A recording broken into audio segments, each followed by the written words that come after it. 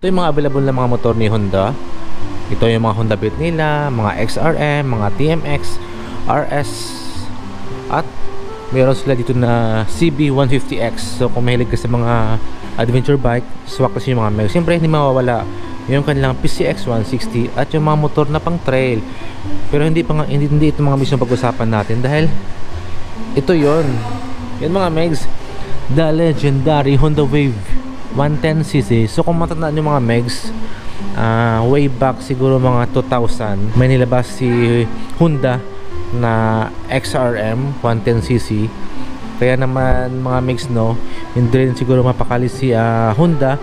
Kaya naman naglabas din ito ng isang motor na pang daily use talaga siya, na parang masabi natin na pwede talaga siya sa mga babae, matanda, mga bata man. Kasi pag sinabi kasi natin ng mga megs na XRM ay parang bagay talaga sa mga lalaki yung motor na ito. Pero pag sinabi kasi natin na Honda Wave, parang feminine siya mga megs, babae man or lalaki ay swak dito mga megs. Pero mga megs, no, iba na po yung mukha ng Honda Wave ngayon. Sobrang daming pinagbago. Kung dati ay merong yung kanyang front headlights dito, wala po siyang ilaw. Pero ito mga megs, nilagyan nila. At sobrang pugi pa. Ito rin talaga yung mga trademark ni Honda, yung kulay pula. Yan. So ngayon naman mga megs, mas lalo nila pinaganda yung kulay. Parang may pagka Ferrari red siya. Dahil napaka-glossy niya talaga. Napaka-glossy niya. Parang ito mga megs yung pagkakulay na parang nilagyan ng vessel protector, kaya naman always shining and shimmering splendid.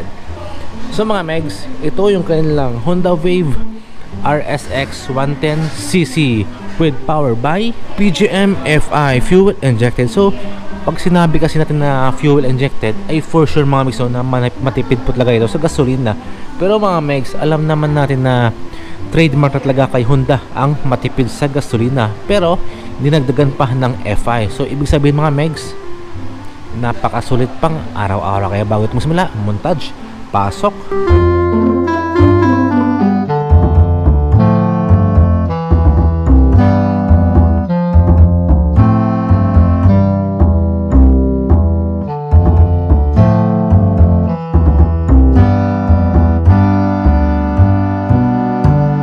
Punta na tayo kagad sa cash price nito. Kunin natin to. Yan. So yun pala mga megs, no, shoutout pala sa mga empleyado ng Honda Doex ng Poblacion Panglao. Ma'am sir, maraming salamat po dahil pinayagan niyo po ako na mag-vlog dito sa inyong branch. Mga megs, ito po yung price ng kanilang Honda Wave RSX 110cc. Yan. So nasa 65,000, may down payment siya na 4,000. Yung monthly for 3 years, 3,124. At yun mga amigo, no, once na on time po tayo magbayad, ay may rebate po yan na 200. Basta't on time lang po tayo na magbayad. So dito mga megs, ito mga megs yung kanyang front headlights. So LED na yan mga amigo, hindi na yan halogen. Tapos ito yung kanyang signal lights dito or turning lights. So halogen siya mga megs, no? Halogen siya. Ito naman mga megs, siguro ito yung kanyang high beam siguro to, or at ito yung kanyang low beam. So hindi natin malalaman yan once na hindi pa ito napaandar. Pero hindi natin ito pwede mapaandar kasi wala pa po kung may nagmamay-ari. Pero sana, no, sa sunod, sana kung may may-ari na nito ay matry natin na makita kung saan ba dito yung kanyang high beam or low beam, di ba? So yung mga megs, yung kulay muna, yung combination nito ay naghahalo siya glossy red at matte black. Pero yung pagka black niya mga megs, as in hindi siya itim na itim, parang meron siyang gunpowder, parang may pagka gunpowder siya. Kaya kaya naman napakaganda tingnan. Saktong-sakto lang mga megs sa forma ng motor nito, sobrang bagay yung kulay. Saka, at dito naman mga megs, no, kita nyo ang angas dito, di ba? Yung uso niya pag sa gilid, di ba? Parang masabi mo sa gilid, parang may pagka GTR Supra siya, kahawig sa gilid lang. Tapos kita nyo, ganda ng mga lining dito, guhit-guhit. Tsaka meron siyang butas dito para maganda po yung flow ng hangin, hindi siya ganun ka-wiggle kapag tayo ng top speed. Meron siyang simpleng decals dito na kulay puti at kulay itim. Tapos meron siyang maliit na mga spot-spot. Paano pa yung kanyang legendary na front fender dito. Di ba nyo, naalala nyo? way back 2000. Napakalupit talaga. So mahaba na mga mix yung kanyang front fender, kaya naman hindi mo na kailangan pa na maglagay ng mga extension dito para po to protect sa ating engine. So gumagamit siya mga mix ng telescopic fork dito sa ating front suspension, at mga mix, no, siyempre naka disc brake na po yan. Naka disc brake pa, sabay no pa na yung brand ng kanyang caliper is Nissin mga megs. Ang lopet. At ito mga mix yung nagustuhan ko sa mga gulong ng Honda Wave, dahil yan, pang daily use talaga mamiss yung gulong niya dito. Yung size pa ng gulong niya dito is 70 by 90 at 17 inches yung size ng kanyang rim. Napakakintab ng kanyang rim dito. Ito yung mga rim na sarap lagyan ng VS1 protector para always shining and shimmering splendid. So yung brand naman mga mix ng gulong niya dito is Qingshen tire, at made in Taiwan mga megs. So kapag sinabi natin na Taiwan, ay for sure mga miss na hindi po yan mapapahuli sa quality. Ganda dito mga miss, oh. Ganda tingnan. Ganda. Yung uso niya, parang parang GTR. Si Honda Wave talaga mga miss yung nagpo-uso sa ganito. Yung mga gilid na gito. Yung Honda Wave talaga yung po-uso nito eh. So glossy red siya. Tapos ang ganda dito. Yan, straight lang yan. Ang sexy tingnan mga megs. Sabay mo pa sa gilid. So matte black siya. Sabay mo pa na glossy red. Tapos may decals na sport Honda. At may decals na kulay puti.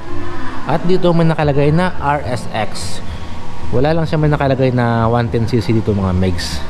Actually mga megs, no, kung makikita mo sa personal yung motor na ito, parang hindi mo siya masasabi na 110cc. Parang nasa 125cc siya mga megs. Siyempre mga megs, hindi mawala PGM-FI, fuel injected na yan mga megs. Ang ganda ng motor na ito. For sure na sobrang tipid talaga sa gasolina.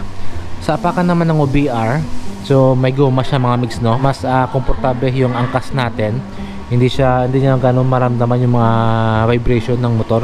Dahil siyempre mga megs, no, real talk lang ng mga megs, dahil lahat naman talaga ng mga motor ay merong vibration yan, dahil meron pong engine yan or makina. Kaya normal lang sa motor na merong vibration, basta hindi naman siya ganun kalakas. Pero ito, tulong ng goma para hindi masyado ramdam.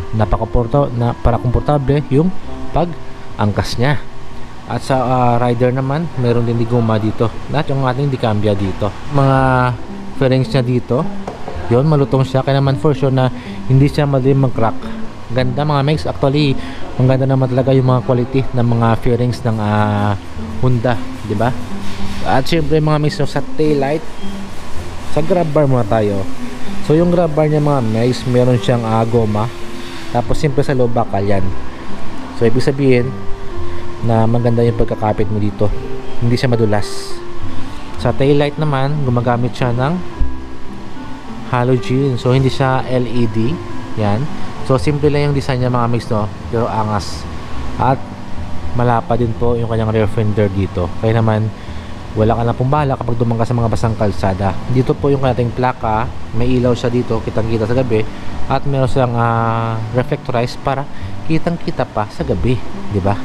At syempre mga mix, no, yung motor na ito ay gumagamit po siya ng twin shock absorber sa ating rear suspension. So kulay gray siya mga megs. Ganda. So yung size ng gulong sa likuran is 80 by 90 at 17 inches po yung size ng kanyang rim dito. At yun mga mix, naka mechanical drum brake siya. Tapos yung sprocket po natin dito at yung ating chain belt dito ay may cover siya mga mix, no. May cover siya dito na bakal mga megs. So to protect po sa ating OBR na iwas aksidente po siya.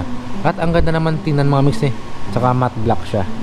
So kung gusto mo na maglagay ng langis, ito mga mix, may butas siya dito. Tanggalin mo lang to at pwede mo malagyan ng langis yung ating kadena para hindi siya kalawangin. Yan sa likuran. Ganda, diba? Sexy, oh.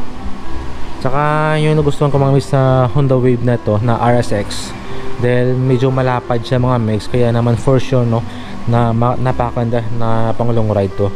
Kumpara kasi dati sa Honda Wave nila na medyo maliit siya, pero ngayon malapad. Sa ating muffler naman or sa tambotso, so matte black na siya. Hanggang dun sa elbow is matte black. Tapos meron siyang chrome to protect po para sa mga makulit na bata, iwas paso. Ang ganda ng kanyang chrome dito, napakakintab, tsaka malapad siya mga mix. Sa muffler niya, ganun pa rin po yung forma, classic design talaga siya. Siyempre mga megs, Honda Wave FI, meron siyang kickstart, kaya naman napakasulit ng motor na ito mga megs. Kaya man wala ka nang bahala once na maaberya ka sa mga kalagitnaan ng bundok, sipain mo lang sipain hanggang sa umandar siya. At ito mga megs, meron siyang maliit na semi gulay board dito, kaya naman magamit mo talaga siya daily use, dahil kung mag-grocery ka man, pwede mo malagay dito. Yun nga lang, walang hook, pero pwede mo siya maitip, pero pwede mo maipit ng dalawa mong legs. So yun mga amigo, no, naka-analog meter panel pa rin po siya, pero malay natin diba, baka susunod maglalabas na naka-digital na. Pero ngayon, napakaganda pa rin po ng forma. At meron siyang gear indicator mga megs. So naka 4 gear speed po siya, 1, 2, 3, 4. Ito yung mga gusto ko sa mga motor yung may mga gear indicator. Kasi minsan kasi walang gear indicator, parang minsan ako kasi makalimutin ako, kaya nakalimutan ko kung ilang gear na ako. Kaya gusto ko sa isang motor meron talagang gear indicator.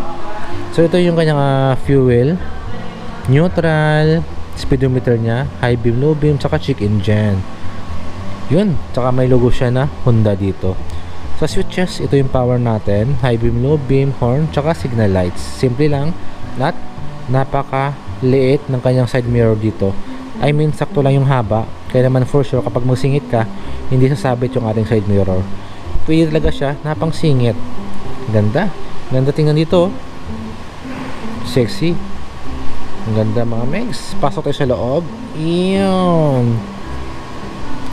So yung motorcycle nito mga megs, mayroon po itong capacity na 4 liter. At sa ating storage naman, so malalim siya mga megs, no? Pero bangga po yung ating battery dito. So yung mga helmet lang, yung mga raincoat lang or mga mahalagang documents, swak dito. Pero pag sinabi nito na helmet na parang sombrero, ay hindi talaga siya kasya. Ito, yan, PGM F5. Ang ganda ng grabber, oh. Napakalinis tingnan mga megs, diba? Ang linis. At kita nyo man, ito yung mga upuan na hindi siya madali. Ang ganda ng mga stitches. Yan, oh. Ang ganda, oh. Yan. Ganda, diba? So ang ganda ng pagkatabas. Ito yung mga upuan na hindi mo na kailangan pa na bumili ng mga aftermarket.